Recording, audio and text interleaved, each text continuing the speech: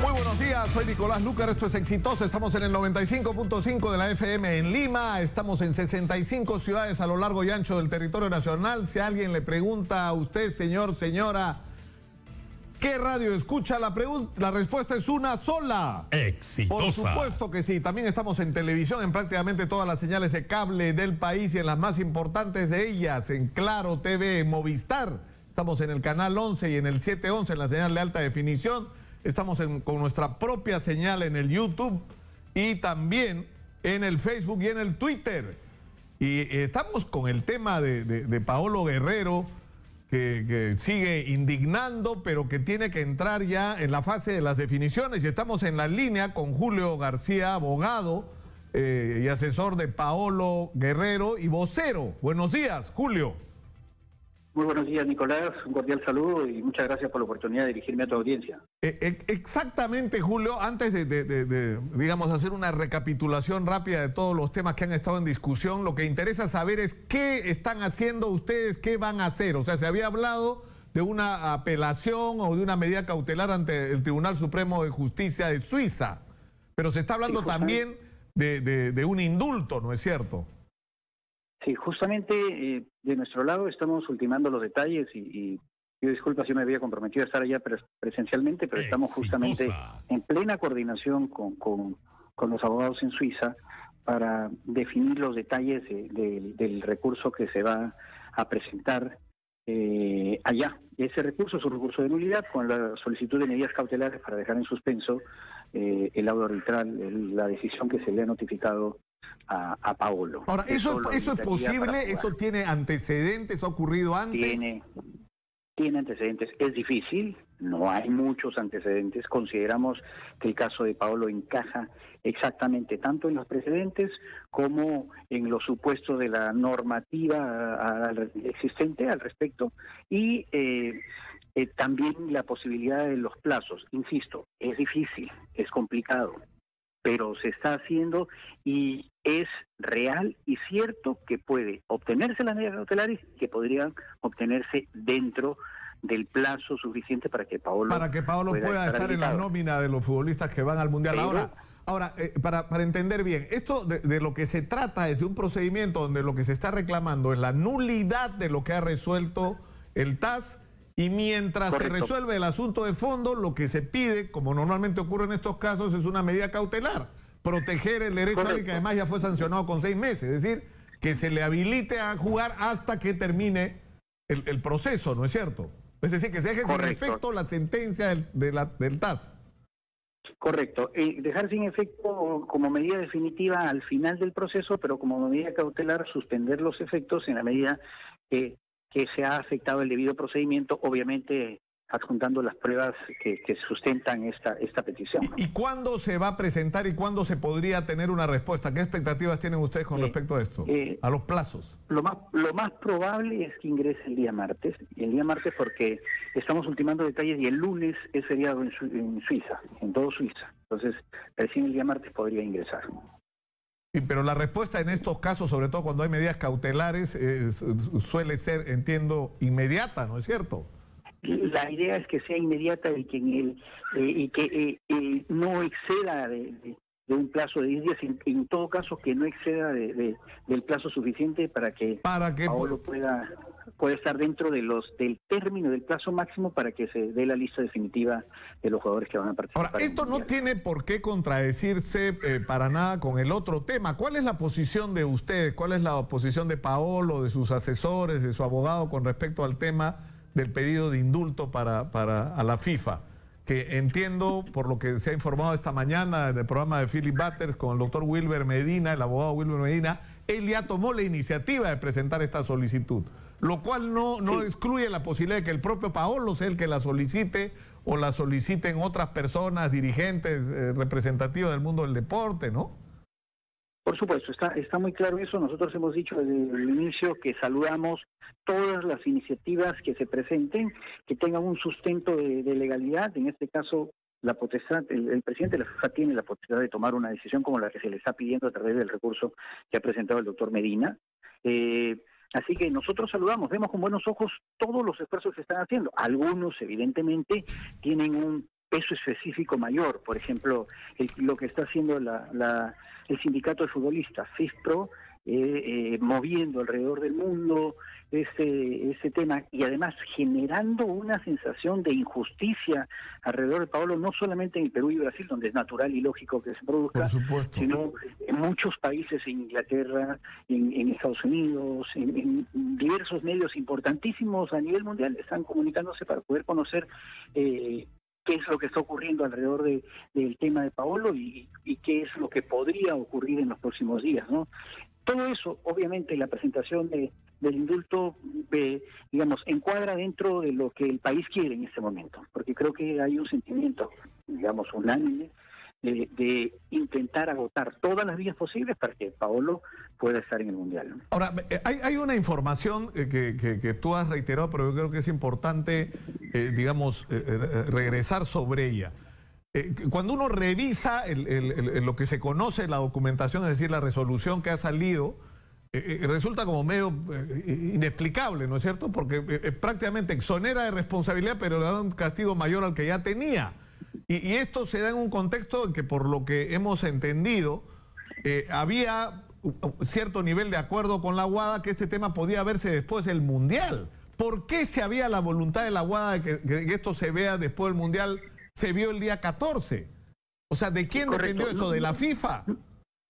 El TAS es el que toma la decisión, pero desgraciadamente a nivel público no podemos dar muchos detalles porque eso es justamente el corazón de digamos, de la medida que se está requiriendo. Hay una serie de hechos, no solamente que desde el punto de vista nuestro y validado por los expertos fuera, nos indican que se ha afectado el debido proceso, ¿correcto? Entonces y que manchan de nulidad lo que se ha decidido. El primer tema, que sí obviamente lo podemos mencionar abiertamente, que justifica esta situación, es el hecho de que se le haya notificado una resolución que no tiene fundamentos, porque los fundamentos serán notificados en 30 días probablemente, o poco más, pero que ya es aplicable de inmediato, y que lo priva de cuando, como bien señalaste, hubo la posibilidad de diferirlo, ¿no? Para evitar caer en esta situación, ¿no? Pero digamos que estos son los sustentos que se están preparando para requerir la base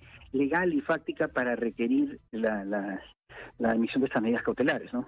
Esta suspensión de la... Yo quisiera, Julio, aprovechar estos minutos que hemos podido sacarte de este encuentro que estás teniendo con Paolo y el contacto con los abogados suizos para revisar rápidamente todos los temas sobre los que les ha habido controversia. Uno de ellos, Paolo, que incluso lo conversamos en la reunión que tuvimos de este grupo de periodistas con Paolo. ¿No hubiera sido mejor para Paolo no apelar o era inevitable que la Guada apelara? Es decir, ¿qué pasó ahí? Lo comento sin perjuicio de todas maneras decirte que hemos suspendido la conferencia porque estaba comprometido a conversar, pero recuerda que en Suiza está próximo a terminar la jornada laboral, así que tengo que reintegrarme, pero te adelanto ese tema. En realidad hay un principio del derecho que se llama non reformatio impeius. ¿Qué significa esto? Significa que cuando uno apela a una resolución en cualquier instancia, cuando uno la apela, si uno solo es el apelante, es imposible que el juez o la autoridad que va a resolver le eleve la sanción. No se puede reformar en peor, no se puede reformar en detrimento del solicitante. Lo único que se puede hacer es o mantener la sanción. O sea, no puede ser que Paolo apele a una sanción de 6 meses y le den más, solo le pueden dar menos, o ratificarle la sanción. Eso es importante para que se tenga en cuenta que la apelación de Paolo no fue un acto soberbio, dijo, no voy al Mundial, porque el hecho de apelar no implicaba que él apelara. Si la Guada no apelaba, no había ningún riesgo. Ahora, digamos, de la información, lo que tú has adelantado, el que la Guada apelara era un hecho casi absolutamente cierto, ¿no? Lo otro es que evidentemente, si Paolo no apelaba y la Guada sí lo hacía, su posición de defensa era inferior a si él apelaba también la resolución. Está claro. ¿No? Ahora, una última pregunta antes de devolverte a la reunión con Paolo y con los abogados suizos en el teléfono, que es decir, hubo la versión en determinado momento que la contaminación con el metabolito de la cocaína se había producido por un contacto sexual y lamentablemente de Paolo Guerrero, ¿no es cierto?, con un personaje conocido de la farándula. Y lamentablemente esta versión fue aceptada como cierta por todo un sector de periodistas, no solo los deportivos, sino otros, por algunos futbolistas. Y lo digo yo, no te pido que lo digas tú. Entiendo que por algunos dirigentes de la federación.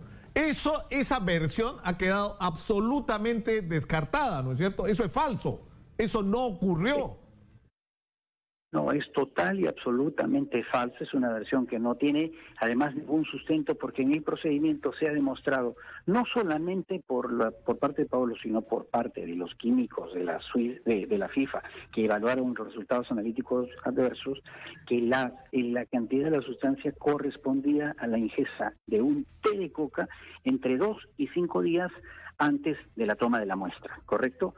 Té de coca. Las cantidades que arroja el consumo el directo o indirecto de una droga social, en este caso la cocaína, son completamente diferentes. Entonces, desde el punto de vista científico está descartado ese tema. Lo otro es que en los hechos Paolo llegó al aeropuerto, llegó al Perú y del aeropuerto fue directamente a la concentración. Claro, porque ha habido la versión de que estuvo 1 día y medio en Lima fuera de la concentración. Eso no es verdad. No, es en absoluto verdad, en absoluto es verdad. Y lo otro es que estamos en el Perú, Nicolás. Han pasado desde esos hechos, desde el 3 de noviembre, poco más de 6 meses. Desde el 3 de octubre, perdón, poco más de 7 meses. Si algo hubiera habido en este país, el tema fáctico, no habría forma que no se supiera. Entonces, el hecho de este comentario dañino y falto de verdad, absolutamente, ¿no? Que gracias a Dios la gente no lo acepta y no lo cree, porque no es solamente la trayectoria de Pablo la que lo respalda, sino, ya te digo yo, hay hechos científicos que demuestran la verdad, ¿no? Desgraciadamente que haya tenido acogida en cualquier ámbito, no es bueno, pero no ocurrió. Es absoluta. ¿Ustedes han conversado con la gente de la federación? ¿Ha habido en estos días algún tipo de contacto con todas las iniciativas que se están tomando, las que están tomando ustedes, las que se están tomando en relación al tema? El día de ayer ha habido una reunión sobre la que no se va a dar, se acordó que no se va a dar ningún detalle, la relación está bien y el apoyo existe, ¿no? Eso es. Pero lo que sí se puede decir es que hay una nueva relación entre la federación y Paolo Guerrero y digamos su defensa y su... Más que una nueva relación, hay un hecho en el medio que ha sido esta sanción que obviamente pone a Paolo contra las cuerdas, genera un impacto alto. Y recién se ha vuelto a conversar con la federación después de la sanción, que en teoría amenaza seriamente, digamos no amenaza porque hoy es una realidad, prácticamente lo deja Paolo fuera del Mundial. Creemos que sin embargo es posible revertir esa decisión, pero ese efecto nuevo, ¿no? Hace que Paolo estuviera en una situación de la cual estamos saliendo a poco. Ayer ha habido un contacto y la relación está bien. Ahora, Gareca fue crítico, él dijo, cada uno tiene que hacer su trabajo acá y algo así como los abogados no hicieron el suyo en el caso de Paolo, ¿no? Sí, sí, fue ácido. Todas las críticas. Yo no puedo pronunciarme sobre el trabajo de colegas. Yo no integraba el equipo en ese momento. Yo he estado siempre cerca, pero no era responsable ni encargado. No estuve en las audiencias. Pero ni siquiera hay forma aún de poder evaluar, de tener una opinión, aun cuando no la pudiera decir por un tema de ética elemental. Claro, porque no puedo tener porque no están los fundamentos. No sabemos qué pasa. No está el documento en el que sustenta la decisión. Correcto. Es increíble situación. Bueno, yo te agradezco muchísimo, Julio, por habernos atendido y estamos todos en esto. Va a haber de todos modos la marcha del día domingo a las 4 de la tarde, que una serie de colectivos se están convocando por el internet y parece que por lo que indica, porque la gente está señalando no solo que apoya o que simpatiza con esta iniciativa, sino que incluso va a participar, ¿no? Sí, nosotros también vamos a estar ahí participando, evidentemente. ¿Paolo va a estar el domingo en la marcha o no? No se ha definido. ¿Podría estar? Pero lo anunciaremos. es una posibilidad que seguramente comentaremos apenas se tome la decisión. Muy bien. Muchas gracias a Julio García Torres, abogado y vocero de Paolo Guerrero. Muchas gracias por atendernos. Gracias a ti, Nicolás. Cordial saludo para toda la audiencia. Bueno, ayer hubo esta reunión entre la Federación y Paolo Guerrero. La situación en realidad debió empezar por ahí, ¿no?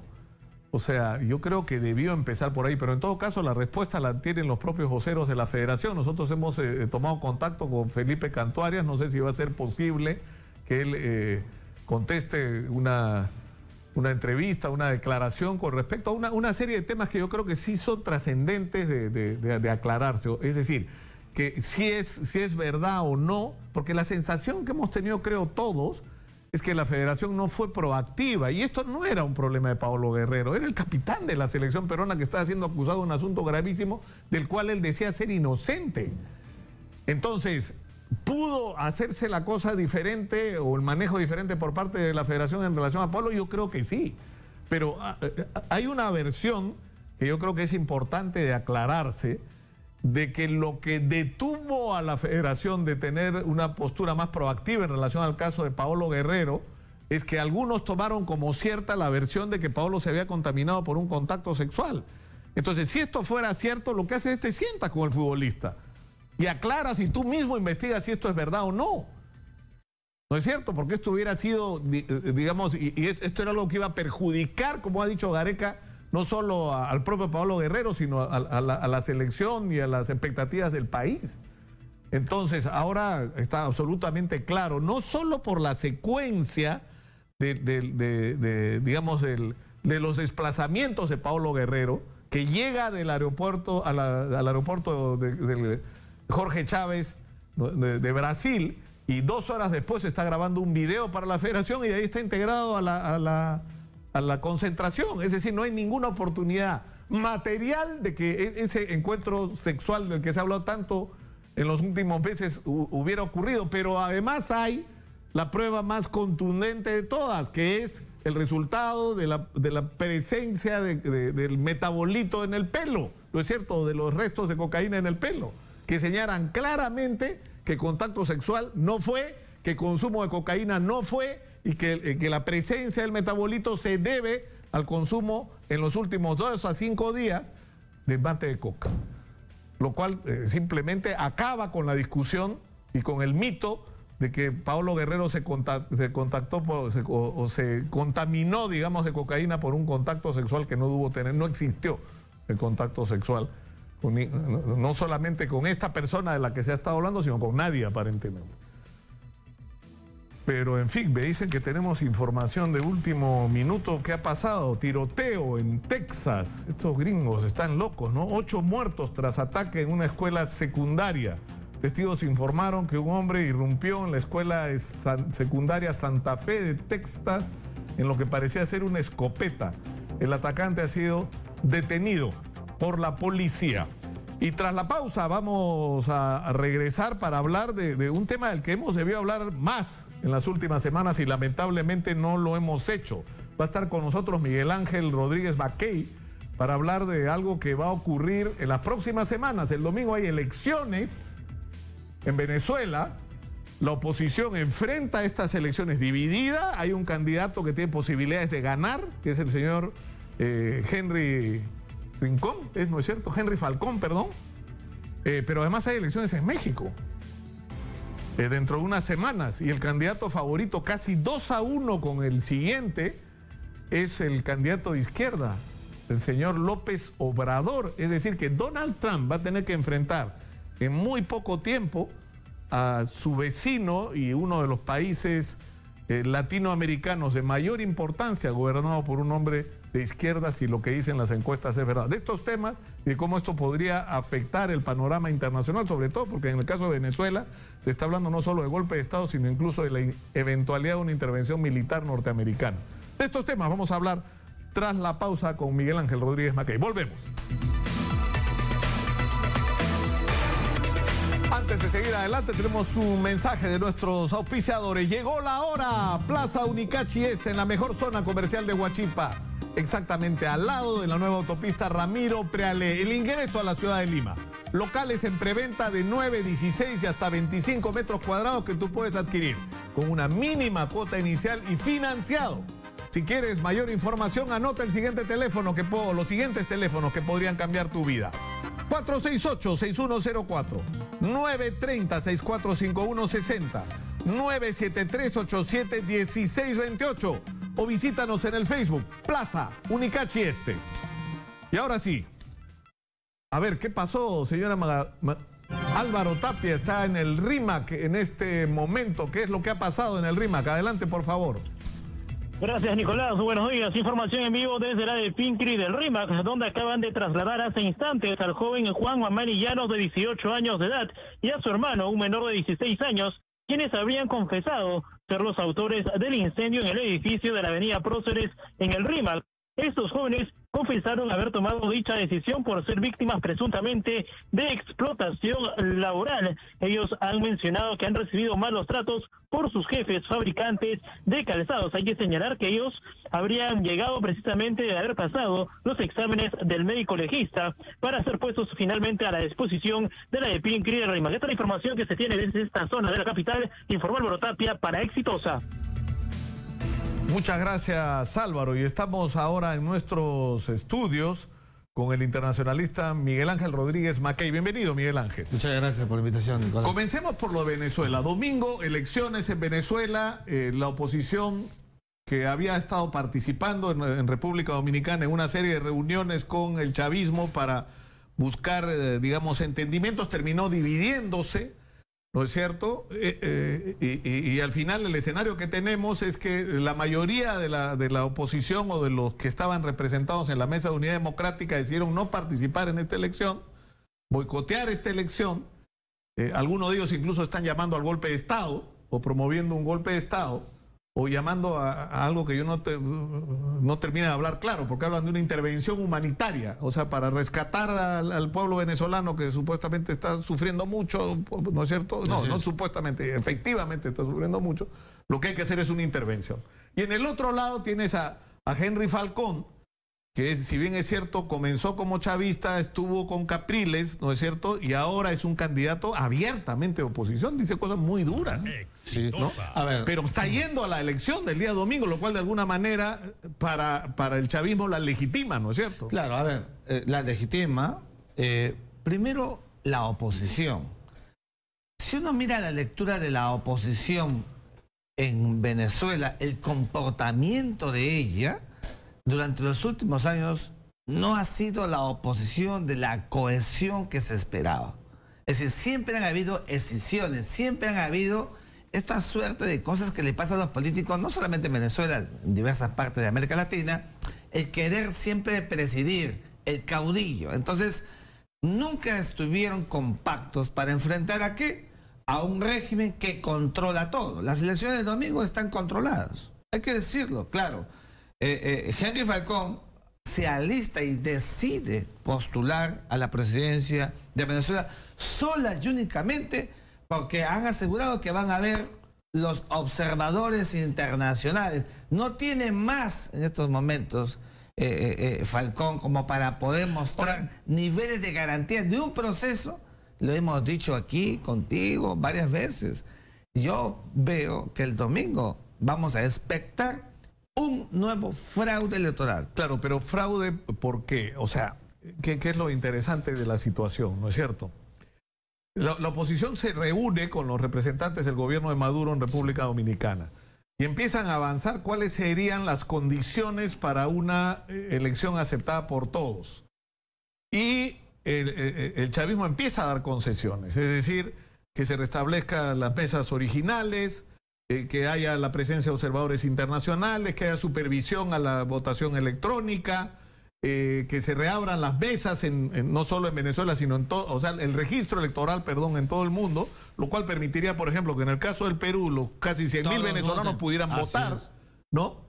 Y se logran avances. Donde hay una disputa, en el plazo de la elección, que la oposición exigía que se adelantara, y en el tema de la libertad de los presos. Sí. ¿No es cierto? Ahí no había entendimiento. Ahora, si tú eres una oposición unida tienes un contexto en el cual no has conseguido todo lo que querías, pero tienes al 70% del país descontento con el gobierno, incluso en esas condiciones que no son todas las que tú querrías, vas a la elección y la ganas y llevas un solo candidato. Sí, claro.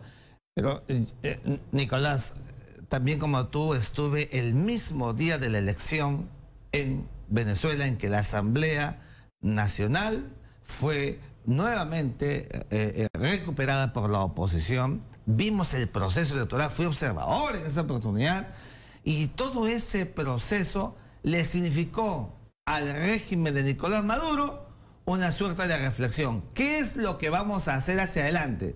Lo que hemos visto hacia adelante en el régimen de Nicolás Maduro ha sido sistemáticamente preparar todo el camino para que el día domingo otra vez vuelva a ungirse en el poder de manera fraudulenta, con candidatos. La presencia de Falcón, tú lo acabas de decir, facilita, coadyuva a que ese fraude se atenúe, de tal manera que él pueda, el plan de la patria, si tú lo miras, es un plan de la patria del 2025 que Nicolás Maduro acaba de presentar, donde está todo lo que él piensa hacer y donde no hay ninguna posibilidad para que él resulte perdedor. Entonces, ¿qué va a pasar aquí? Aquí va a arder Troya. Porque el domingo, frente a posiciones encuestadoras donde Falcón está en alza, porque hay que decirlo, exitosa, hay una evidente manifestación ciudadana de rechazo a Nicolás Maduro, el otro señor está en alza. Ese contraste, claro, porque va a ensangrentar Venezuela. Claro, porque incluso la información era esta: más del 70% desaprobaba la gestión del gobierno. Sí. ¿No es cierto? Incluso en algunas encuestas se decía que esto llegaba al 80%, pero sin embargo a la hora de preguntarte por quién vas a votar superaba el 30%, que es el chavismo, que es más grande que Maduro. ¿No es cierto? Hay gente que es chavista, que no le gusta el gobierno de Maduro, pero a la hora de la disyuntiva electoral prefiere votar por Maduro que por cualquier otro candidato. Duro chavista que será más o menos el 30% de la población. Ahora, pero, o sea, ¿no era razonable para la oposición buscar unirse, ¿no es cierto? Presentar un solo candidato, exigir la presencia de observadores internacionales, que al final la paradoja ha resultado que era Maduro el que pedía que vinieran los observadores de Naciones Unidas, ¿no? Por la postura que había tomado la OEA. Pero por supuesto, Nicolás, estos días que estoy conversando con algunos amigos políticos venezolanos, estábamos reflexionando en ese mismo sentido. Es decir, si hubiera habido una cohesión, si hubiera habido un candidato de perfil que se hubiera enfrentado a un Nicolás Maduro que tiene todo, y cuando digo todo es todo el aparato para que el domingo en elecciones que las va a aparecer como que se ha habido contienda, etcétera, él tenga que ganar. Ahora, ¿y qué viene después de eso? Después de esto lo que viene es lamentablemente una etapa funesta para Venezuela. Porque ¿tú crees que es inevitable la violencia en Venezuela? Lo he dicho en varias oportunidades. Nicolás Maduro no dejará el poder. A la luz de su comportamiento que hemos visto en los últimos años, él no va a entregar el poder con una velita misionera.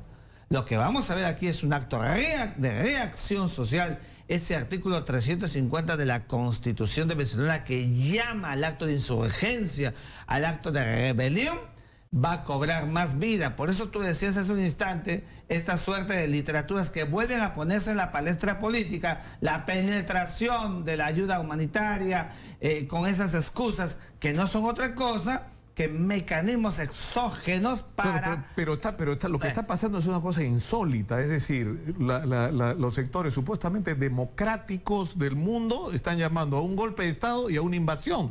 Bueno, y Nicolás Maduro está convocando elecciones. O sea, formalmente, mirado desde fuera, sin ver el detalle en qué condiciones se producen esas elecciones, resulta una... Lo que pasa es que Nicolás Maduro lo hace porque es la estrategia ante un advenimiento de esa naturaleza para, entre comillas, legitimar su victimización. Ahora, ¿qué pasaría si se produce un golpe de Estado? Que no hay indicios, ¿no? Lo que pasa es que, fíjate, Nicolás, las Fuerzas Armadas tutelares de Venezuela hoy están cooptadas por una cúpula. ¿Te das cuenta? los niveles de disidencia de los militares no se sabe, no se conoce el número exacto, pero ha aumentado. Más allá de los casi 400 presos políticos que hay en Venezuela. Y entonces, claro, está todo digitalizado, de tal manera que ese nivel de operatividad del chavismo para evitar cualquier acto de insurgencia militar, ya hay experiencias anteriores en Venezuela de cómo los militares se han levantado. Lo hemos visto el año pasado con un militar un paracaidista. O sea, ¿tú crees que sí es posible un golpe de Estado en Venezuela? Yo creo que va a ser inevitable. En algún momento hablamos aquí de la posibilidad de que se produzca un bloqueo. Los bloqueos siempre han funcionado, pero no les hacen caso porque no toman decisiones como corresponde. ¿Un bloqueo va a presionar al pueblo? Sí, pues. Pero ya está ocurriendo una forma de bloqueo en este momento. Lo que te quiero decir es que un bloqueo le quita oxígeno a la cúpula, una cúpula digitalizada por Nicolás Maduro, y en consecuencia esta fase explosiva tendrá que darse. Claro, pero puede tener un efecto contraproducente en algún sector de gente también, porque tú le dices a los venezolanos, no hay esto, ellos te dicen, por supuesto, no hay medicina, no hay alimentos, pero esto es culpa del bloqueo de los gringos. Es lo que te dicen en la calle los chavistas. Yo creo que a estas alturas, cuando el 82% de venezolanos no quieren a Nicolás Maduro, están dispuestos ellos a soportar una situación donde va a haber inevitablemente violencia. Pero ahora, ¿y qué pasa? Ayer veía una entrevista que le hicieron en la cadena esta Telesur al jefe de las Fuerzas Armadas bolivarianas, como le llaman allá. Sí.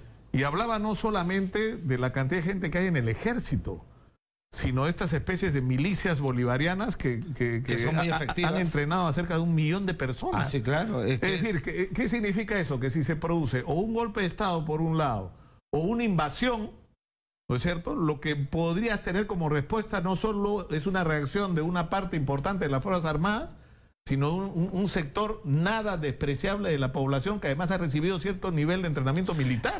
Por eso te decía yo, una fase bastante compleja, ensangrentada para el país.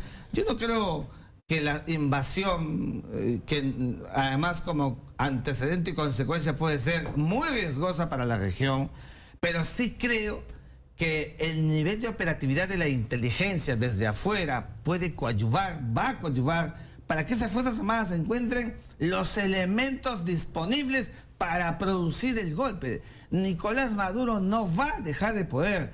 El tiempo que tiene hacia adelante está todo preparado, claro, para que así sea. Digamos, lo que a mí me resulta hasta grotesco es que antes, digamos, décadas atrás, había situaciones políticas sumamente complejas y la solución parecía inevitablemente que debía ocurrir a través de un golpe de Estado, y los Estados Unidos intervenían en pero todo eso era bajo la mesa.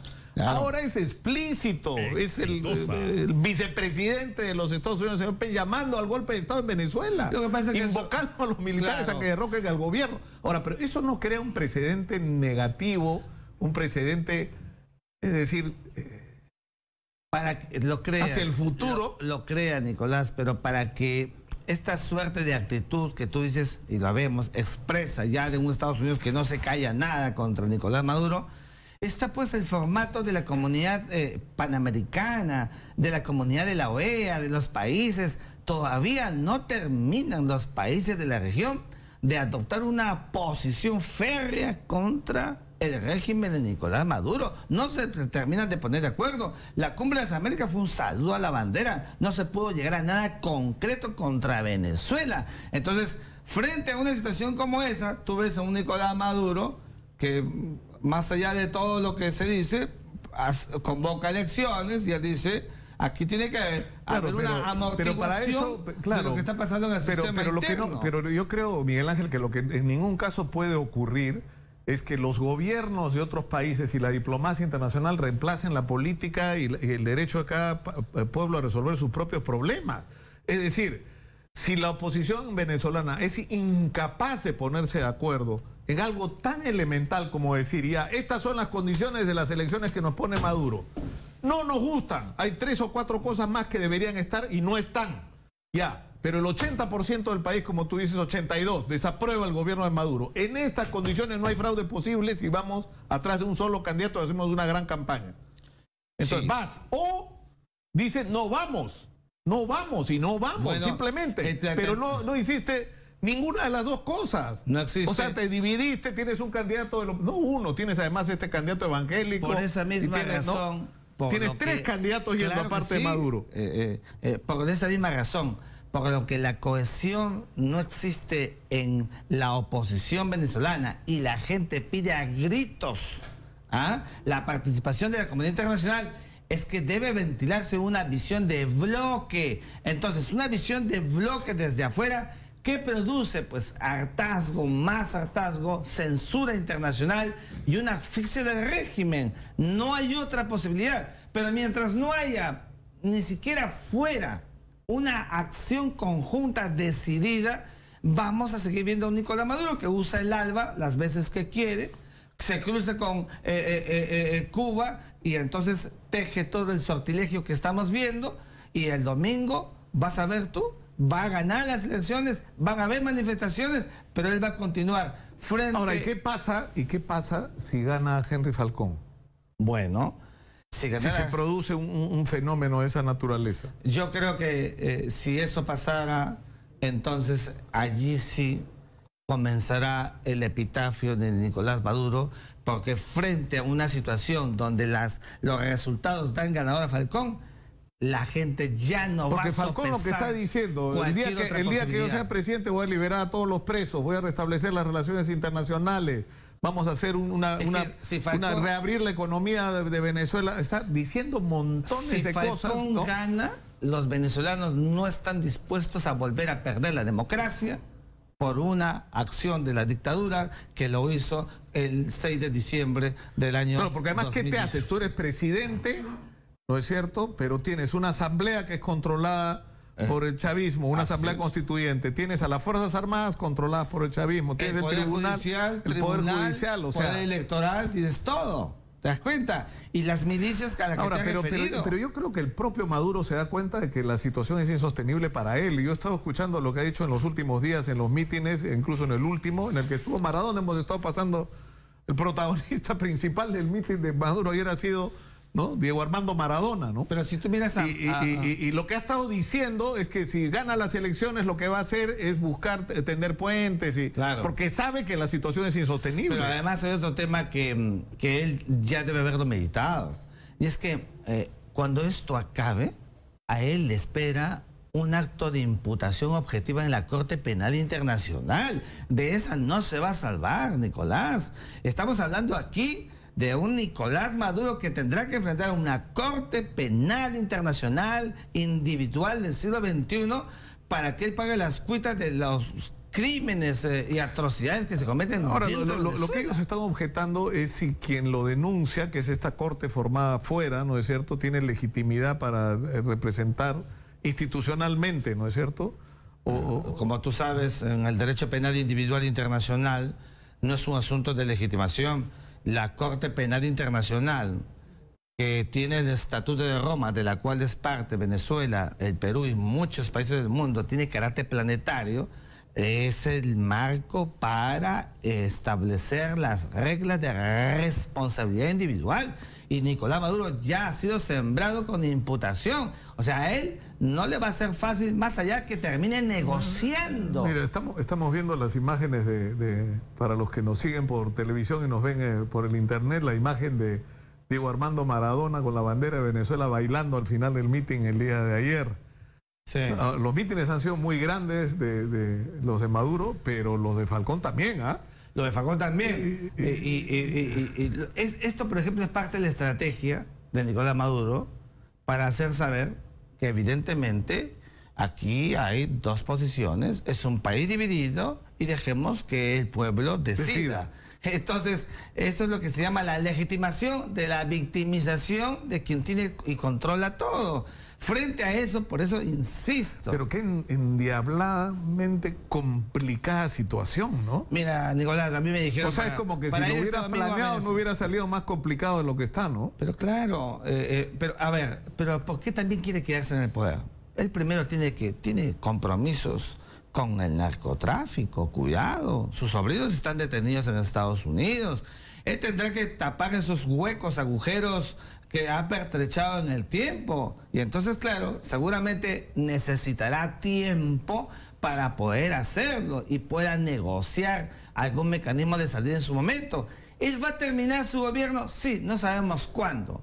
La situación de Venezuela con un Nicolás Maduro que estamos viendo en estos momentos es más bien un Nicolás Maduro que requiere más tiempo para mantener toda esa artimaña de cosas negativas que le ha hecho a Venezuela. Y pero también hay un fenómeno. Mira, yo estuve en Venezuela unos días y también es cierto que hay un sentimiento que es bien complejo, ¿no? Porque se reproduce en Brasil y hasta en Argentina, donde los líderes son acusados de corrupción y de ineficiencia. En el caso de Maduro está claro que no puede, o sea, después de haber gobernado 20 años... Y lo levantan en hombros. No, claro, pero tú después de 20 años no puedes decir la culpa de que no haya, las cosas estén como están en Venezuela, es culpa del bloqueo de los gringos. O sea, debiste hacer las cosas de tal manera a lo largo de 20 años para que esto no ocurra, para que una caída del precio del petróleo no te exponga a una situación como la que están sufriendo los venezolanos. Pero por el otro lado...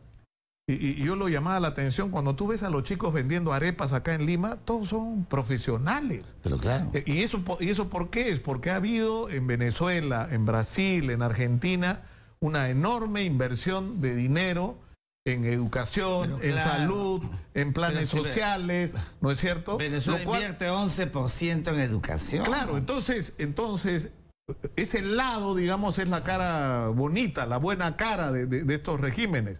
Pero tienes todo lo otro, el de no tener una política de hacer una economía sostenible, y hay corrupción, y hay todo lo otro que sabemos. Pero para alguna gente eso es valioso. Y justamente... Es decir, el tener casa después de haber vivido en un cerro sin las mínimas condiciones humanitarias de vida, que tus hijos tengan acceso a educación, que tengas acceso a un sistema de salud decente. Bueno, o sea...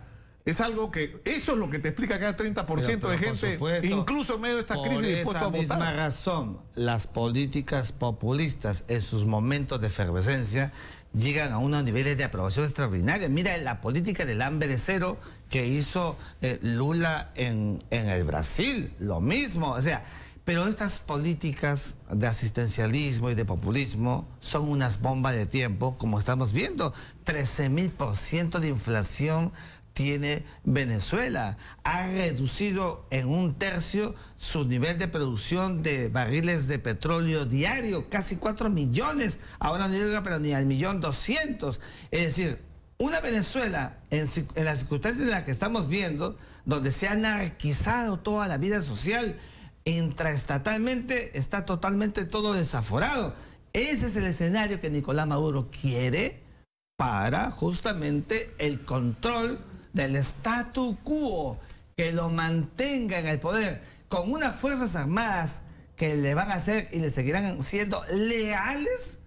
Él, y la cúpula digo, él seguirá pertrechado. Por eso es importante que los países adopten posiciones. No se hace de la manera que se espera. La Carta Democrática Interamericana sigue allí mirando a toda la región como si fuera una estatua. No hacemos nada porque no somos proactivos, porque no adoptamos lo que debería ser. O sea, ¿tú crees que sí debería haber una intervención militar en Venezuela? No, yo lo que te estoy diciendo es que debería haber una acción de la política internacional americana contra el régimen para censurarlo. Ahora, y se produzca eventualmente una acción como un bloqueo. Yo sigo pensando que lo más importante para cambiar la situación en Venezuela es si tú tienes el 80% del país que no simpatiza con Maduro, y sin embargo va a las elecciones y saca el 30%, o sacaría según las encuestas más del 30% por la simpatía que hay con el chavismo y esta herencia de inversión en educación, en salud, etcétera. O sea, la oposición tiene todas para ganar. Tiene todas para ganar, o esta o la que sea, pero si das la pelea bien hecha, unidos, detrás de los mismos objetivos, no hay manera de no ganarle. Por eso no hay manera, no puedes gobernar un país con el 80% en contra. Nicolás, el domingo debería ganar Falcón, pero no va a ganar matemáticamente, todo va a cambiar por el fraude que Nicolás Maduro tiene pensado hacer. Eso es definitivo. Y el realismo político nos llama a todos a saber que va a haber fraude. Ahora, yo te comprometo, Miguel Ángel, para tener otra entrevista en la próxima semana, podría ser, para hablar de México. Ah, claro. En México, según las encuestas, Andrés Manuel López Obrador, candidato de izquierda que dice que le robaron las elecciones, 2 elecciones atrás, es el candidato favorito a ganar y sube todas las semanas en las encuestas. ¿Así es? Todas las semanas. O sea, si las elecciones son este domingo, México va a tener un presidente de izquierda.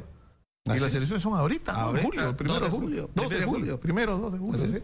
Muchas gracias a ti, Nicolás. A Miguel Ángel Rodríguez Mackey, internacionalista, por estar con nosotros. Estamos en la línea, me dicen, con Javier Velázquez, que ¿quién? ¿Sí o no? Hace rato me dicen, ya recién me doy cuenta. Javier, muy buenos días. ¿Cómo estás, Nicolás? Buenos días. Muy buenos días. ¿Qué pasó ayer? ¿Por qué no quieres que desaforen a Kenji Fujimori, a Bocángel y a... ¿Ah? No. Te han dado información inexacta. A ver, acláramela. Yo he votado a favor de que sean procesados por el delito de cohecho activo genérico y por tráfico de influencias. Ya, pero en el caso de la infracción a la Constitución, que por lo menos soy abogado y tengo alumnos en la universidad y no puedo hacer el triste papelón de imputarles infracción a la Constitución, cuando lo que ha hecho la Comisión de Segura, el Fujimorismo, por sus odios que tienen entre ellos, tú cuando investigas a alguien, le pruebas el hecho delictivo, la infracción. Aquí lo que ha hecho el grupo mayoritario es crear la infracción. Han creado la infracción. Pero ¿cuál es la infracción que ellos dicen habrían cometido y que tú dices no se puede sostener? Por ejemplo, las infracciones constitucionales, los estudiantes de derecho que me están escuchando saben, no son delitos, son faltas políticas, pero son faltas políticas que tienen un contenido en el derecho. Por ejemplo, si la Constitución dice que a un ministro se le interpela no antes del 3er día ni después del 10º día en que se aprueba, y tú lo interpelas en el primer día o en el 11º día, los que toman esa decisión están infraccionando la Constitución. Entonces, los que han votado a favor de la infracción de la Constitución han dicho que los señores han infringido varios principios de la Constitución. Y yo le digo, ¿qué principios? Y no saben qué principios. Entonces yo no voy a votar por eso. Entonces, yo he votado a favor del informe, pero cuestionando parte de ese informe. Además, no estoy obligado de que todo lo que me lo entregan en 24 horas, yo no soy militante fujimorista, ni tampoco voto las cosas a fardo cerrado. Yo soy abogado y algo conozco de eso, ¿no? Tengo 11 años en la subcomisión. ¿Qué han pensado los fujimoristas? Son los compañeros apristas, ¿no? O está con nosotros de todos modos, pero se equivocaron. No puede, no, de ninguna manera. Mira, ha votado Juan Cheput, Víctor Andrés García de la UNDE, ha votado en la línea que yo he votado, ha votado Gilbert Violeta. ¿Y por qué? Porque si bien es cierto, ellos tienen una bronca, los gentistas, con los Avengers, tampoco nosotros no podemos ser parte de esa comparsa de votar a fardo cerrado. A fardo cerrado. Entonces, no es verdad que yo he votado contra, porque yo considero que lo de los videos son hechos reprobables, que tienen un alto contenido delictivo, y por eso he votado a favor de los delitos. De lo que no he votado es de la infracción constitucional, porque no, está mal hecho ese informe, no tiene sustento. Ahora, esto puede ser corregido. ¿Esto a dónde tiene que ir? O sea, antes de llegar al Pleno todavía... Nosotros hemos procurado este informe y va a la Comisión Permanente. La Comisión Permanente en los próximos 10 días debe convocarse y evaluar nuevamente el informe. Si el informe lo pueden aprobar total o parcialmente. Como lo aprueben en la comisión, ahí recién nombran a 3 miembros, que será la comisión que llevará ese informe para acusar en el Pleno. En el Pleno, los abogados de los 3 imputados harán ejercicio de su defensa. Y vas a ver, y si tú hicieras que cualquier constitucionalista revise ese informe en la parte de la infracción constitucional, es la verdad una vergüenza. Yo me sentiría avergonzado de dictar una clase en la universidad y que mis alumnos me tengan que anotar eso. Pero yo no me puedo prestar de ninguna manera Está claro. a hacer de eso un pseudo político, ¿no? Pero he votado, como todos hemos votado por unanimidad, a favor de que se les acuse por 2 delitos. Por 2 delitos, a pesar que el delito de cohecho activo genérico falta la evidencia que justifique, pero eso ya se verá en el proceso judicial. Pero no es verdad que hemos estado a favor de defender a tal o cual persona, pero tampoco que no nos vengan a satanizar que lo que hace un fujimorista que hace el informe, tenemos que votar así cerrado. Yo no soy fujimorista, simpatizo por Keiko, pero yo no soy fujimorista, soy aprista y tengo criterio para tomar una decisión. Muchas gracias a Javier Velázquez por atender nuestra comunicación. Muy buenos días. Muchas gracias. Está clarito, está clarito. Vamos a la pausa y tras ella vamos a hablar de la castración química, en qué consiste exactamente y qué efectos reales de disuasión, no sé, qué cosa es lo que genera en el cuerpo de un potencial violador el ser sometido a este tipo de intervención. De ese tema vamos a hablar tras la pausa. Volvemos, esto es Exitosa. Una sola señal. Si alguien le pregunta qué radio escucha, la respuesta es una sola. Exitosa. Esa misma. Y antes de seguir adelante, tenemos un mensaje de nuestro auspiciador. Llegó la hora. Plaza Unicachi Este, en la mejor zona comercial de Huachipa, exactamente al lado de la nueva autopista Ramiro Prealé. El ingreso a la ciudad de Lima. Locales en preventa de 9, 16 y hasta 25 metros cuadrados que tú puedes adquirir con una mínima cuota inicial y financiado. Si quieres mayor información, anota los siguientes teléfonos que pueden cambiar tu vida. 468-6104, 930-645160 y 973-871628. También puedes visitarnos en el Facebook, Plaza Unicachi Este. Y ahora vamos con nuestra secuencia de todas las semanas. Primero tu salud. En Exitosa.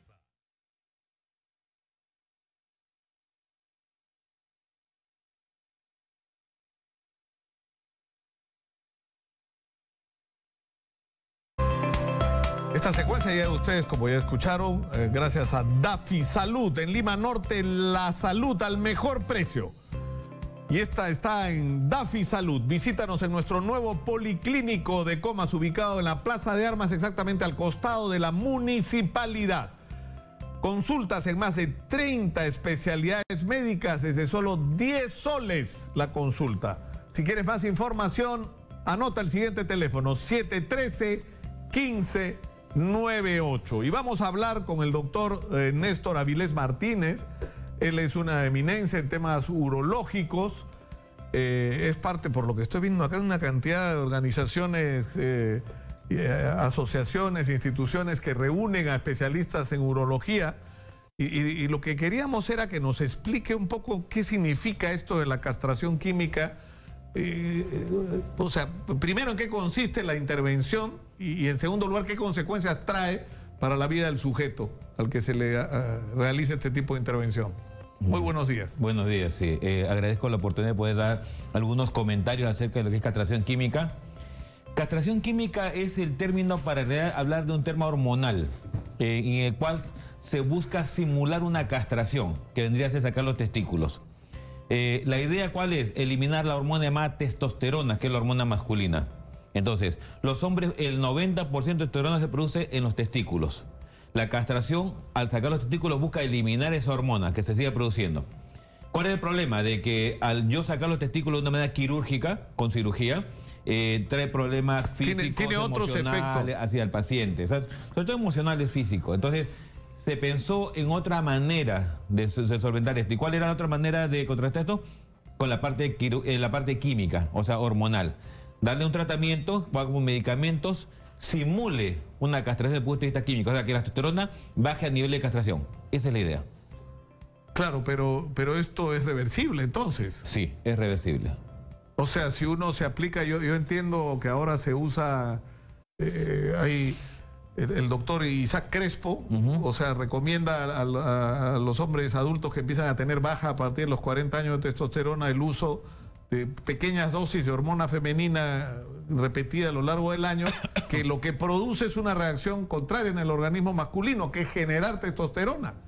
Claro. ¿No es cierto? Que el propio organismo masculino, en vez de echarse estas testosteronas por fuera, ¿no es cierto? Estos gels y estas inyecciones que usan incluso algunos deportistas, pero a lo que voy es que con este tipo de procedimientos se podría revertir, ¿no? Claro. Bueno, vamos a... O sea, es decir, te sentencian a la castración química.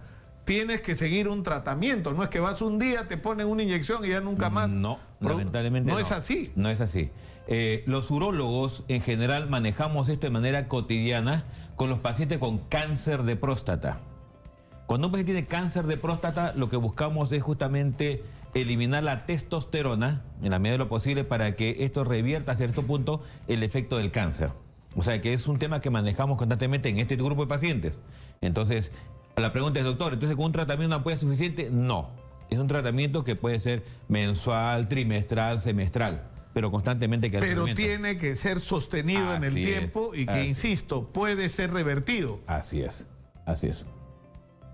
O sea, podría ser revertido por el propio paciente. Sí, inclusive... O sea, digamos, en este caso, por el propio sentenciado. Te sentencian a castración química.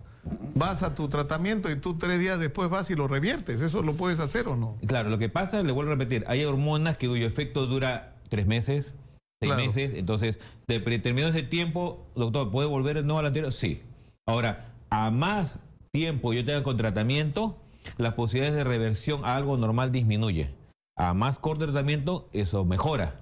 De tal manera que si yo tengo un paciente, se ha calculado que con 2 años de tratamiento le he dado la hormona, el 77% revierte otra vez a normalidad. O sea que depende mucho del tiempo que esté utilizándolo. Ahora, y el efecto, digamos, si tienes menos testosterona o no produces, tus testículos no producen testosterona. Ya, ¿y eso qué significa? O sea, ¿cómo te garantiza eso que no vas a ser un violador? No, así es. Justamente el tema que está mencionando es totalmente controversial. Si uno empieza a leer la literatura mundial, dice, bueno, ¿qué efecto produce el eliminar testosterona? Entonces, ¿cuál es? Uno, el deseo sexual, o sea, la libido la disminuye. Ahora, ¿es 100%? No es 100%. O sea, en las personas mayores con cáncer de próstata van hasta respuesta hasta 91%. Pero en personas jóvenes, como estos casos, entonces la respuesta no es tanta. Vamos a 60-70% de respuesta. O sea, no tenemos un 100% de respuesta. Primer concepto. O sea, no es que... O sea que la castración química en una persona joven no te garantiza que vas a eliminar el deseo sexual. No. ¿Y por qué? En los estudios en animales, de pronto la cuestión era 100%. Pero es que los animales sí son un tema hormonal 100%. El ser humano no. El ser humano tiene que mucho el tema sexual es el cerebro. O sea, una vez que el hombre ya tiene estímulo sexual, tiene deseo sexual, yo puedo eliminar la testosterona y sin embargo puede seguir teniendo deseo sexual. Eso lo vemos en los pacientes que tratamos con cáncer.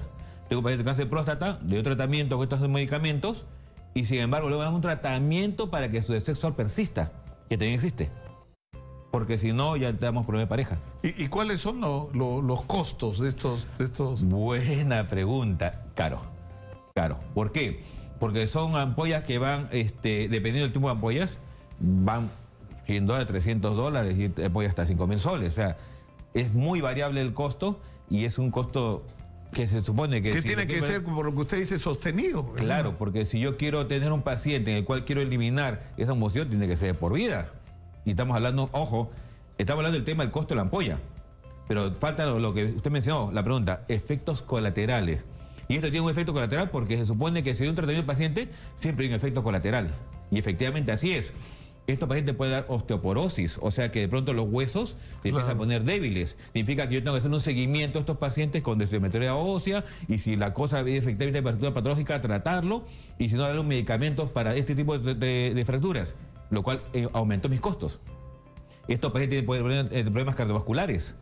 O sea, yo al darle testosterona puedo aumentar los riesgos. Es controversial, es cierto, pues lamentablemente los grupos de pacientes que se han estudiado son personas mayores. Ahora, pero lo que usted nos está diciendo es que la castración química es un procedimiento costoso, es un procedimiento que te elimina la testosterona, pero que no necesariamente, sobre todo en las personas jóvenes, te elimina el deseo sexual, con lo cual no resolviste el problema.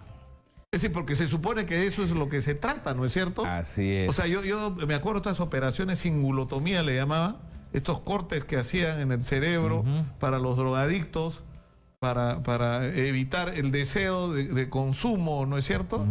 Y lo que producías eran especies de zombies, ¿no es cierto? Y un caso muy dramático, una persona a la que yo le tenía muchísimo aprecio en la juventud, le hicieron esta operación y seguía siendo consumidor de drogas. Era una cosa absurda. Le habían hecho un daño gravísimo a su personalidad, a su capacidad de relacionarse con el mundo, le habían hecho un daño, no sé, terrible. Era irreconocible esta persona, era una persona alegre, llena de vida, que tenía un problema con la droga, por supuesto, pero que le hicieron esta operación brutal y seguía siendo consumidor, o sea, lo habían dañado como persona y no habían resuelto el problema de su adicción al consumo de droga, ¿no? Así es que el tema, estamos hablando de hormonas, pensando que es tan simple, testosterona, sexo, no testosterona, cuidado, es mucho más complejo en el ser humano. Tiene también el tema emocional, el tema psicológico. Muchos pacientes que son violadores tienen el tema de agresión contra justamente su... Claro, que no necesariamente, es decir, puede, o sea, porque ¿qué efecto produce el no tener testosterona? No pueden tener erecciones. También, depende a través del tiempo. La testosterona tiene que ver mucho con el tema de fijación, bueno, le llamamos óxido nítrico, es una sustancia que se libera y tiene que ver con la erección.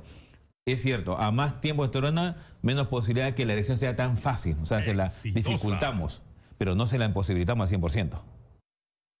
Con la castración química, no está garantizado. No, o sea que de pronto... No, pero además un violador, un tipo que es un enfermo, o sea, tiene otras formas que no sean necesariamente de la penetración, ¿no es cierto? Así para es. violar o abusar, o ¿no es cierto? O dañar a su víctima, ¿no? O sea, ¿usted en conclusión cree que esto de la castración química no es necesariamente una solución? Lamentablemente no, por varios factores. Uno, el costo del medicamento, costo del seguimiento del paciente. O sea, hay que hacerle muchas pruebas Ahora, en el tiempo. Entiendo. ¿A ustedes los han llamado y les han preguntado? O sea, están discutiendo la castración química, todo el mundo habla de la castración química, pero por lo que usted me dice, es decir, si hubieran sentado, porque usted es un especialista en estos temas, usted sabe de estos asuntos. O sea, lo lógico hubiera sido que los congresistas sienten a los especialistas y los escuchen. Bueno, estamos pensando en la castración química. ¿Qué piensan ustedes? ¿Cómo nos va a ayudar o no? Totalmente de acuerdo. Usualmente lo que está siguiendo son políticas que están siguiendo otros países. En Francia hubo un presidente que de pronto llegó, usualmente estos temas aparecen a raíz de unos casos que son mediáticos y empiezan todo el tema, toda la discusión. Entonces, y esto aparece y toma medidas políticas así apresuradas. Pero la pregunta es si efectivamente esto es la solución final. ¿Soluciono? ¿Cuánto me va a costar? ¿Qué seguimiento va a hacer el paciente? ¿Cuánto tiempo va a ser el tratamiento? O sea, sí, nuestro director, Tito Albites, me hace recordar acá por el audífono el caso de Max Álvarez, para hablar precisamente de esto. Él tenía un problema, digamos, fisiológico, ¿no? Él tenía lo que se llama un micropene, pero él violaba a sus pacientes con una especie de prótesis. Así es. Entonces, esa es la prueba de que, ¿no es cierto? Claro, o sea, y me imagino que tenía algún problema con la testosterona, no lo sé, pero... ¿No? Sí, a él le juro que estoy impresionado, porque yo, y me parece que esto le debe haber pasado a muchísima gente, pensábamos que la castración química lo que te garantiza era la eliminación del deseo sexual en el potencial violador, y usted nos está diciendo, es caro, no te garantizo que no va a tener erecciones, no te garantizo nada prácticamente, ¿no? Sobre todo si digamos, el sentenciado es joven. Claro, todos los trabajos de investigación que se han hecho es en personas con cáncer de próstata, que son personas mayores, personas que obviamente tienen más comorbilidades, pero cuidado, muchos de estos pacientes son jóvenes. Yo le agradecería, doctor, que nos permita un par de llamadas del público. Estamos con el doctor Néstor Avilés, un especialista en urología, y estamos hablando sobre el tema de la castración química. Estamos en el 251-9422, 467-4499. Muy buenos días, adelante, escuchamos. Buenos días, sí, lo escuchamos. Claro, buenos días. Adelante, estamos al aire, lo escuchamos. Hugo Salazar. Sí, adelante, Una por consulta. favor. Sí. Aparte de lo que lo meten preso a ellos, aparte de lo que la población con sus impuestos pagan, lo que ellos comen, lo que viven, luz, agua y todo, aparte hay que pagarle lo que van supuestamente a inyectarles o darles a tomar eso. Sí, pues, eso sí, exactamente. No es un procedimiento que se aplica una sola vez y es caro y hay que hacerlo sostenidamente. Además, me imagino que cuanto más sofisticado el producto, mejor es el efecto, ¿no? Así es, y también más caro. Y ojo, lo vuelvo a repetir, no solamente dar el medicamento, es el seguimiento. Porque como tiene efectos colaterales, tengo que hacer un chequeo de ese paciente, trimestral o semestral, depende del ritmo que se lleve, para ver que no le eventos cardiovasculares, que no le osteoporosis, que no te... O sea, es todo un seguimiento de este paciente que también aumenta los gastos. Entonces, tenemos más llamadas. Adelante, por favor. Muy buenos días. Escuchamos. Buenos días, señor Lucas. Sí, lo escuchamos. Adelante, por favor. Le hablo desde Cusco y estoy escuchando atentamente al doctor y también lo que usted no está comentando. La verdad de las cosas es que la castración clínica, lo que el Congreso ha diseminado, no resuelve nada en verdad. Y va a ser más gastos para la población, mantenerlos, darle de comida, en fin. Ahí pues vemos la ineficiencia de los congresistas, la ineptitud y realmente la cólera, señor Lucas, por todas estas situaciones que ellos promulgan por promulgar leyes y antes haber estudiado bien la situación de las cosas. Sí, pues la sensación que da es que que están tratando de hacer cosas para impresionar a la opinión pública, ¿no? Pero que no tienen necesariamente una base. ¿Tenemos tiempo, señora Magariño? Una llamada más, por favor. Sí, buenos días, adelante, escuchamos. ¿Aló? Sí, adelante, por favor, lo escuchamos. Aló, buenos días. Primeramente, para saludar a Néstor, es un compañero de la universidad, igual soy médico, y lo único que quisiera comentar, más allá de la parte médica, es la parte política. Lo único que está... ¿Aló? Sí, lo escuchamos.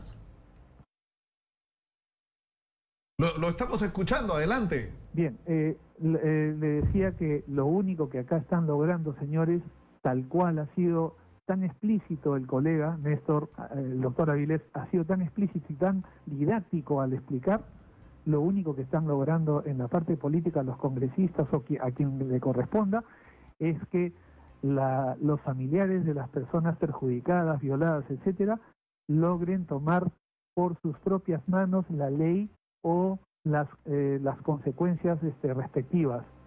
Si a mí me sucediera, señor, yo haría lo propio.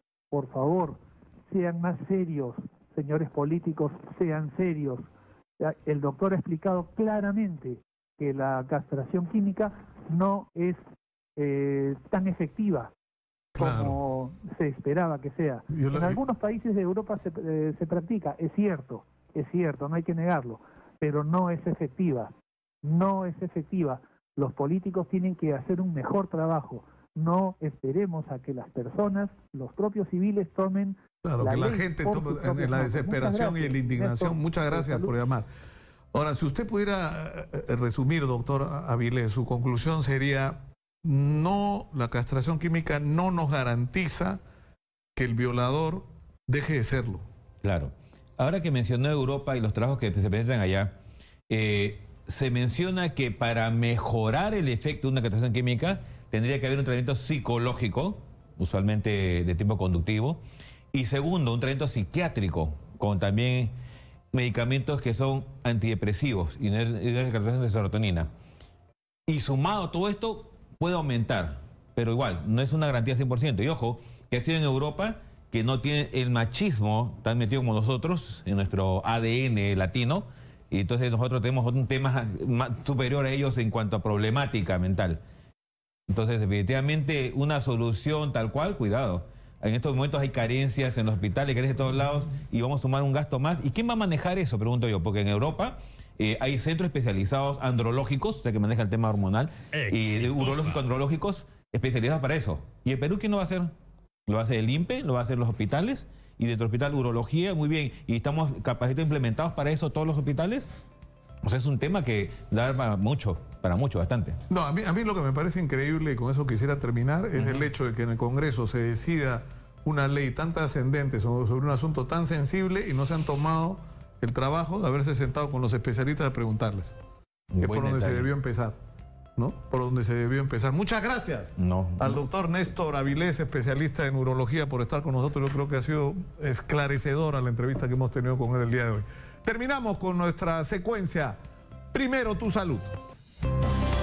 En Exitosa hemos presentado Primero tu salud.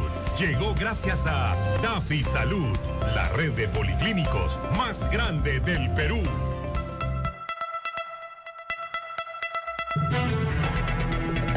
Vamos a la pausa, regresamos con más. Esto es Exitosa 95.5 de la FM en Lima, 65 ciudades.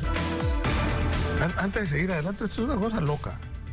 Estás cambiando hasta la Constitución en el Congreso. Y estás incorporando, ¿no es cierto?, en las sanciones a los violadores de menores, la castración química.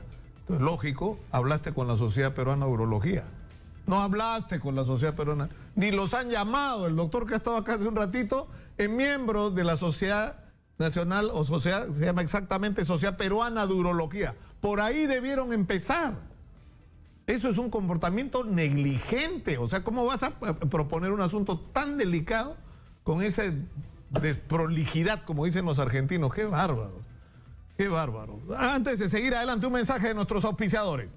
Llegó la hora, Plaza Unicachi Este, en la mejor zona comercial de Huachipa, exactamente al lado de la nueva autopista Ramiro Prialé, el ingreso a la ciudad de Lima. Locales en preventa de 9, 16 y hasta 25 metros cuadrados que tú puedes adquirir con una mínima cuota inicial y financiado. Si quieres obtener más información, anota los siguientes teléfonos que pueden cambiar tu vida. 468-6104, 930-645160 y 973-87-1628. También puedes encontrarnos en el Facebook Plaza Unicachi Este. ¿Qué dicen las redes sociales sobre la situación de Paolo Guerrero y el pedido de indulto para él?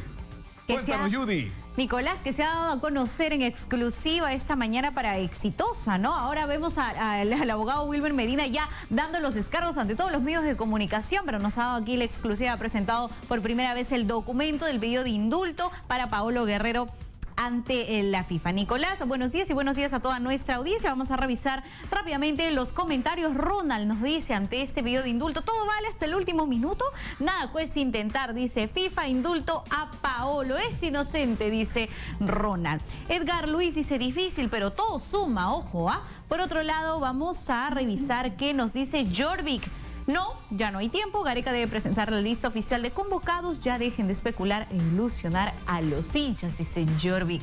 Carlos Alberto Rivera nos dice, se supone que los mejores del mundo van al Mundial y Paolo es uno de los mejores delanteros que tiene la selección peruana. Aparte, los de la UADA también son humanos como todos nosotros. ¿Qué más quieren? Si ya pidió perdón y hasta lloró por su negligencia, dice Carlos Alberto. Aris Barreto, escucha este comentario, Nicolás. ¿Cómo se puede explicar que un inocente sea declarado culpable? Paolo bajo juramento ha dicho al país que no consumió ninguna sustancia nociva. ¿Eso qué quiere decir? ¿Que lo sembraron a propósito? El indulto es para los culpables, dice Aris. Roger López opina, hola Nicolás y Judy, lo más probable es que si proceda, ya que el tema está sonando mucho, eso sí, puede que sea en una fecha que ya no le permita entrar en la lista del Mundial, opina Roger sobre el caso Paolo Guerrero. Pero además, Nicolás, hay una información que se ha vertido en las redes sociales, en Globo Esporte para ser exactos, y ha trascendido que Paolo Guerrero podría renunciar a la selección peruana, imagínate, Nicolás. Sí, pues. Según Globo Esporte. Bueno, vamos a ver, ¿no? O sea, hay algunos especialistas que dicen que lo del indulto no procede, pero yo creo que es muy importante emitir. O sea, yo creo que lo que tenemos que hacer, Judy, es hacernos respetar como país. Y podemos perder esta pelea. Pero hay que pelear.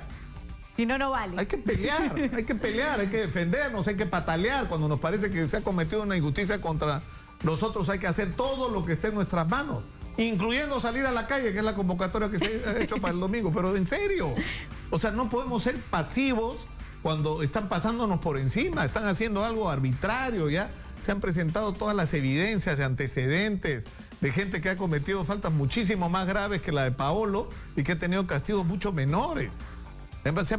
No sé.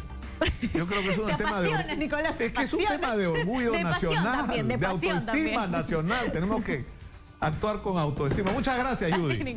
Johnny Lescano acaba de escribir una cosa increíble en el Twitter, que se las voy a transmitir rapidito. Si logro dice, no me parece que con entrevista a urólogo se puede comunicar bien el contenido de ley de castración química, que tiene además contenido jurídico, dice. se ha estado diciendo cosas inexactas en la entrevista. Se le hace el juego a los delincuentes violadores. Nosotros hacemos el juego a los delincuentes violadores. Ustedes, congresistas lescanos, no le han preguntado a los especialistas, entre otras cosas, si la castración química garantiza que el violador va a dejar de serlo. Y un especialista que sabe más que usted y que yo sobre este tema, acaba de decir que no. Acaba de decir que no. Entonces, hay que hacer las cosas correctamente, porque lo que no queremos es que haya más violadores en el Perú y que estos sean castigados como se merecen. Como se merecen. Y esto abre una discusión mucho más amplia que la castración química. Que cuando termine el programa le voy a contestar por el Twitter también a Johnny Lescano. Y ahora vamos a conversar de otro tema. Hubo un incidente muy penoso acá, muy cerca de Exitosa. Un chico fue, solo 17 años, ¿no? Fue atropellado, de 17 años, ¿no? Y estamos con sus padres y con el doctor José Urmendi, su abogado. Estamos con el señor Luis Quiñón y la señora Karina Cárdenas. Yo quisiera que me cuenten rápidamente cómo fueron los hechos. En primer lugar, buenos días, agradeciendo la oportunidad. Estamos acá, como usted acaba de decir hace unos momentos, ante la impasividad y ante la injusticia. Tenemos que salir y acudimos precisamente a los medios para poder... Efectivamente, el día 23 yo dejé a mi hijo al frente de la escuela de oficiales de la Escuela Militar de Chorrillos, y mi hijo, cuando intentaba cruzar por la berma de peatones, es embestido por una camioneta de Lima Provías, que es concesionaria de Pro Transporte de la municipalidad. El tema es, Nicolás, es que lo que nos está llevando a acudir es que ese día, obviamente, interviene la policía y interviene la fiscalía, y en menos de 48 horas emiten este suboficial Julio Jaro Ambrosio, emite prácticamente el atestado que ahora se denomina el 069. Entre sus conclusiones saca que yo, como padre, soy el culpable de la muerte de mi hijo por haberlo dejado al frente de la escuela militar, porque yo pude haberme venido hasta Matelín y haber regresado. Haber dado la vuelta. Esa es una de sus conclusiones.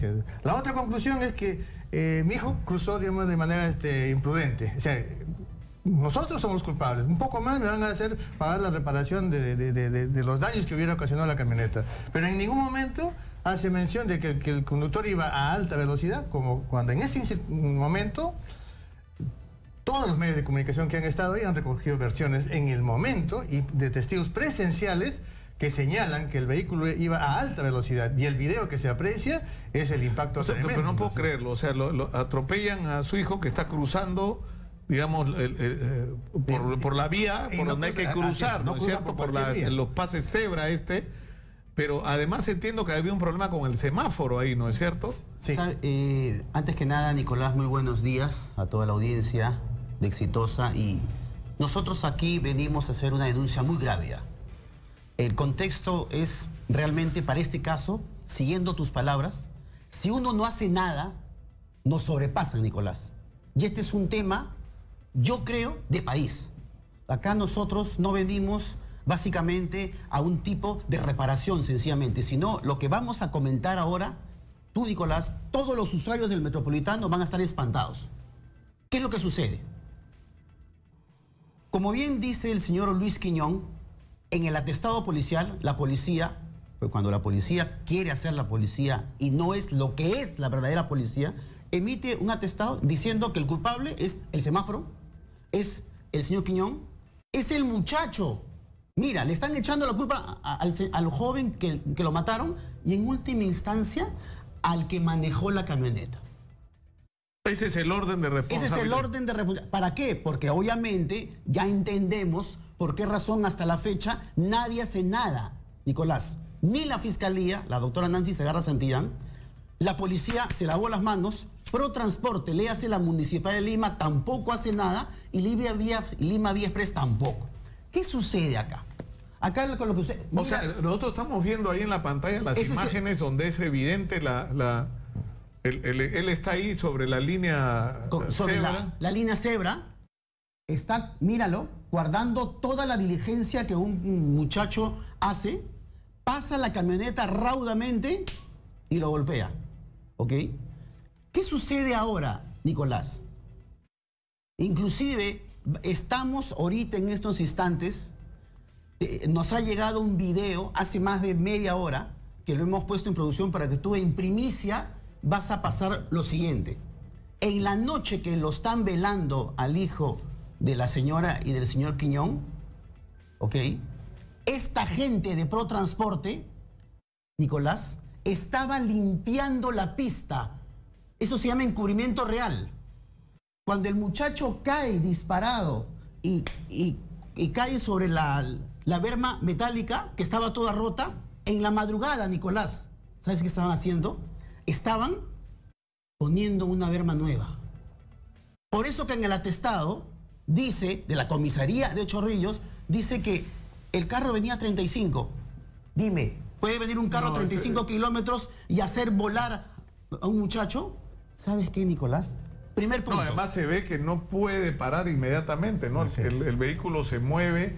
Estas imágenes que estamos viendo son de esa noche en la que están, ¿no es cierto? La que están limpiando. Sí. Eso nos han hecho llegar recién. Hoy día, porque ya hay gente que ya se está enterando de esto y hay gente, como tú dices, que ya está asqueada de tanta injusticia en este país. Esto ocurre en la vía, en la vía exclusiva. Así es. Para los buses del Metropolitano, y lo que aparece de pronto es una camioneta a toda velocidad. Así es.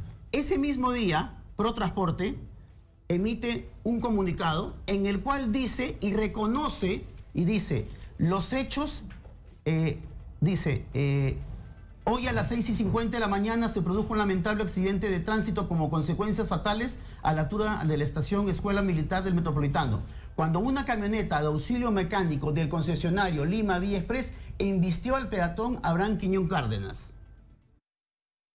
ProTransporte lamenta lo sucedido y brinda sus condolencias a la familia de la joven víctima. Lima, 23 de febrero, el mismo día. Empieza la lava de manos, pero empieza toda la maquinaria, porque acá hay una maquinaria, mi estimado, una maquinaria que trata de que nadie tenga ninguna culpa. O sea, lo que ustedes dicen acá es que el chico estaba cruzando sobre la vía, ¿no es cierto?, para peatones. ¿No es cierto? Correctamente. Se fija a ambos lados antes de cruzar y ve que es posible cruzar porque es la vía exclusiva para buses. Y en ese momento pasa la camioneta a alta velocidad, que aparece ¿de dónde? Sale detrás de un... Claro. ¿Qué pasa? De que lo que nosotros nos han explicado personas que han visto el accidente, porque hay personas de nosotros que hemos presentado ante la Fiscalía, que ese es otro tema que si me das un minuto te explico. Este carro venía de atrás porque era un carro de auxilio mecánico, entonces él podía ir en contra de lo que los carros del Metropolitano iban, porque iba a arreglar a un bus del Metropolitano. Pero tal era la impericia que fue de tal manera que dice que no se percató, ustedes están viendo que sí, y lo invistió al niño, al joven. Ahora, ¿cuál es lo otro, Nicolás? Llega esto a la fiscal. La fiscal Nancy Segarra Santillán, fiscal de Lima Sur de Tránsito, la que tiene supuestamente que, como dice el artículo 1 de la Constitución del Estado, defender a la persona humana, porque es la fiscal de la Nación. Y reitero, por favor, que tome cartas en este asunto el fiscal de la Nación, Pablo Sánchez, quien yo sé que nos va a brindar justicia. Ese mismo día, el día 25, le da la libertad al conductor del vehículo. Porque dice, como él no ha cometido ningún ilícito y supuestamente no tiene otro ilícito que ha cometido. O sea, no ha ocurrido que su hijo cruzó de manera negligente. No. Todo eso se ha acreditado que no ocurrió. Precisamente, el día de los hechos, los padres de familia que estaban, que eran, digamos, decenas allá, manifiestan. Y todas las grabaciones de todos los medios señalan que mi hijo estuvo parado y cruzó en semáforo verde. Y por eso es que yo pregunto, que el policía, ¿a quién preguntó para que determine eso? Me preguntó a mí si yo estaba apurado porque yo le induje, dice, a cruzar temerariamente. O sea, el policía, y es por eso que me sorprende de que en la noche ellos hayan estado borrando todas las evidencias para que quede como única versión el atestado. Entonces, los testigos presenciales indican que mi hijo cruzó de manera adecuada, ¿no? De manera correcta, y que aparece intempestiva, de la nada aparece el otro vehículo, ¿no? que iba a una velocidad que no correspondía a una zona además de cruce de pasajeros. Exacto. ¿No? Pero en fin, vamos a dejar por hoy el asunto ahí, porque tenemos otro invitado que nos está esperando en realidad desde el día de ayer. Si me permites un minuto, te amplía, Nicolás. Solamente para que la opinión pública entienda, es que este tema ya no solamente se agota en el atropello, sino ¿por qué? Porque nosotros hemos mandado a ProTransporte que nos envíe si Lima Vía Express a la fecha, el 30 de enero, según un contrato de concesión, tenía pólizas vigentes de este año. Han pasado 7 días, según carta que hemos enviado, según la ley de transparencia, y no nos ha mandado ProTransporte esa comunicación. Y tenemos la sospecha que ahorita Lima Vía Express no tiene pólizas de seguro actualizadas en todos sus buses. Y eso es muy peligroso, porque puede suceder otro accidente y Lima está desprotegida. Y no tienes ninguna. Y un solo punto, y para yo concluir. Nosotros hemos pedido en escritos a la fiscal de Lima Sur que notifique al representante legal de Lima Sur. 3 veces, no ha ido. O sea, es increíble. Está muy claro, y por supuesto vamos a recoger la versión de los responsables de esta situación. Yo les agradezco mucho por estar con nosotros. Muchísimas Nos gracias. vamos a Cañete. ¿Quién está en Cañete? Davis Valencia está allá. Adelante, por favor, Davis. Información en vivo desde Cañete. Nos encontramos fuera de la municipalidad provincial, donde gran gente, pobladores de Chilca, han venido a protestar el día de hoy. ¿Cómo está, caballero? ¿Su nombre, por favor? Juan Carlos Zulca. Juan Carlos, cuéntanos, ¿por qué han venido hasta la municipalidad esta gran multitud de personas de Chilca? Lo que pasa, señores, es que nosotros queremos que Batería Sena no se instale en el asentamiento humano 15 de enero. ¿Cuál es el temor de toda la población? La contaminación y la respiración totalmente de plomo hacia los niños, señores. ¿Por qué han venido hasta la municipalidad provincial? Hemos venido acá al municipio de Cañete para que anulen el permiso que le dio el señor alcalde a la empresa Batería Sena. Eso queremos que anulen, le dio la aprobación de zona agrícola a zona de industria pesada. Eso hemos venido especialmente a que ellos anulen ese permiso. ¿Ustedes no se van a retirar hasta que esto se solucione? No, nosotros ya nos pusimos en pie y no vamos a parar hasta que den solución a nuestro problema y nos escuchen, señores. Seguimos acá, hay más personas que están pidiendo el día de hoy. ¿Qué es lo que están pidiendo el día de hoy que han venido desde Chilca? Bueno, buenos días. Sí, hemos venido a hacer una marcha pacífica en contra de la municipalidad de Cañete con el alcalde Ale Bazán por el cambio de zonificación que nos perjudica al pueblo de 15 de enero. ¿Qué ha sorprendido a todos ustedes? Sí, esto ya viene desde el año pasado que la municipalidad de Cañete le ha dado la zonificación de industria rural. Hay 4, industria pesada, la cual eso no está permitido ante la ley. Han firmado por firmar, incluso sus regidores también han firmado la mayoría, solo una regidora lo ha firmado. Los restos han firmado la zonificación, el cambio de zonificación. De esta manera, pues la población de Chilca ha venido hasta Cañete, aquí a San Vicente, a hacer su protesta. Informó Davis Valencia para Exitosa Perú. Un montón de gente, ¿no? Un montón de gente en la manifestación. Está con nosotros ahora Roger Taricuarima, que es un dirigente, un activista, ha sido también representante del pueblo de Loreto, ¿no es cierto?, en el gobierno regional, y viene a hablarnos del tema de la interconexión eléctrica Moyobamba y Quitos, que es un proyecto que termina siendo vital para el futuro de toda la zona, para no solo la ciudad de Iquitos, sino para toda la zona alrededor. Bienvenido. Gracias, Nicolás, por permitirme llegar al Perú entero. Efectivamente, estamos acá en representación del colectivo Defensa Energética de Loreto y de otros colectivos que hemos formado porque tenemos que defender lo que a Loreto le corresponde. La interconexión Moyobamba y Quitos, que ha sido el ofrecimiento del presidente PPK cuando estuvo en las plazas, en las calles de nuestra ciudad, y lamentablemente tengo que decir el pueblo peruano, el Ejecutivo está tumbando este importante proyecto de 220 kilovatios Moyobamba y Quitos, que sin eso Loreto va a continuar como estamos, peor, ¿no? Porque nosotros no estamos pidiendo luz para la casa, estamos pidiendo luz para el desarrollo, para la inversión, para que vayan empresarios, ¿Cuál es la situación del abastecimiento eléctrico en este momento? Es difícil. Solamente, mira, lo que pasa es que el proyecto nació con Genred como reserva fría, pero esta empresa Genred hoy día es la generadora, lamentablemente, ¿no? Pero el tema pasa porque... O sea, la misma empresa porque ¿qué pasó con apareció como con el proyecto de interconexión eléctrica, apareció la empresa Genred como reserva fría, pero resulta que Genred hoy es la generadora Y hoy se lleva el subsidio de 70 millones de soles que recibía Electrooriente, hoy se le lleva alegremente a esta empresa Genred. Y le he preguntado al director de Electricidad del Perú, al señor García, le he preguntado en la Comisión de Energía y Minas antes de ayer, le he preguntado por qué ha caído este proyecto, ¿no? Y no ha querido hablar definitivamente, porque han utilizado el San Benito, Nicolás, de que este proyecto daña el medio ambiente. Sin embargo, se le permite a la empresa Genred quemar residuos de diésel, contaminando el ambiente loretano, y no pasa absolutamente nada. Entonces, ¿dónde están los ambientalistas que no dicen absolutamente nada? O sea, cuestionas digamos, incorporar a Iquitos a la red eléctrica nacional. Eso es lo que estamos pidiendo nosotros, ¿no? Porque estás dañando, ¿por qué? Por la instalación de las torres de transmisión. De las torres, porque se menciona que el proyecto por pasa razones ambientales, y estás permitiendo que la producción de energía sea con la quema de diésel, que es lo más contaminante eso es lo que está hay. sucediendo, ¿no? Y están contaminando. Entonces, si tumbaron el Ejecutivo, tumbó el proyecto, ¿por qué entonces continúa la empresa Genred que apareció en el proyecto? Pero es increíble, ¿no? Es como que ustedes les han echado toda la... Es que no tenemos representantes, es que nuestros parlamentos, porque les ha pasado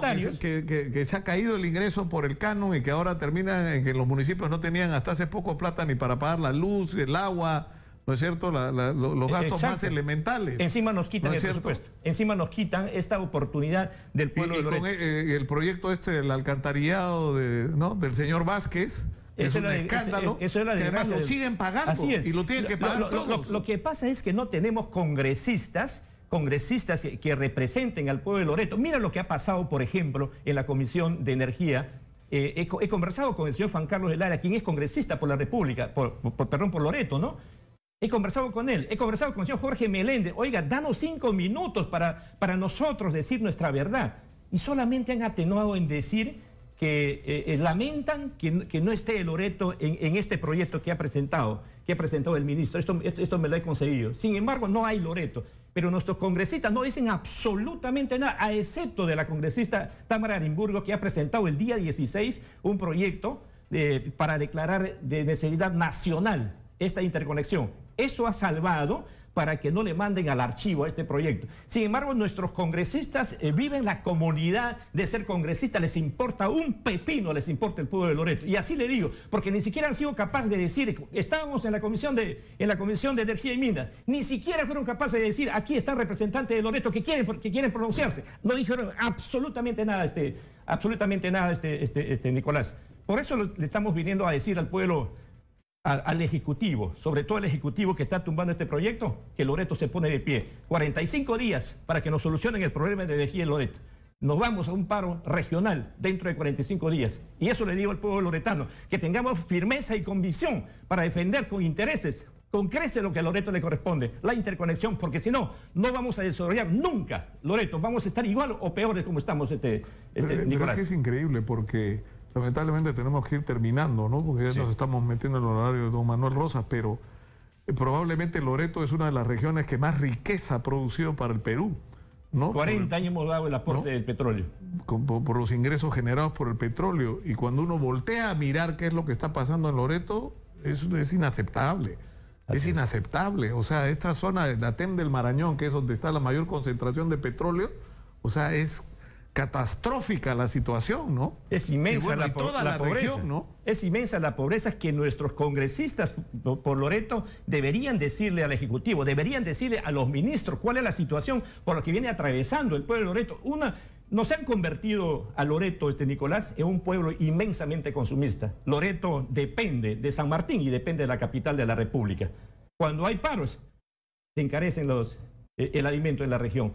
Porque todas nuestras autoridades solamente están abocados, Nicolás, a sembrar cemento, arena y fierro. Y se han olvidado del desarrollo de Loreto, de la producción. 61.5% de anemia en la región. Esa es prueba de cómo estamos en la región. Olvidados, humillados por este gobierno y por todos los gobiernos. PPK, cuando ha estado en el gobierno, ha ofrecido en las plazas de nuestras calles la interconexión eléctrica. Sin embargo, el Ejecutivo lo acaba de tumbar, lamentablemente. Y por eso yo le digo al pueblo de Loreto, tenemos que asumir el reto de defender lo que nos corresponde. Queremos el desarrollo de Loreto y eso pasa por contar con la interconexión eléctrica Moyobamba y Quito.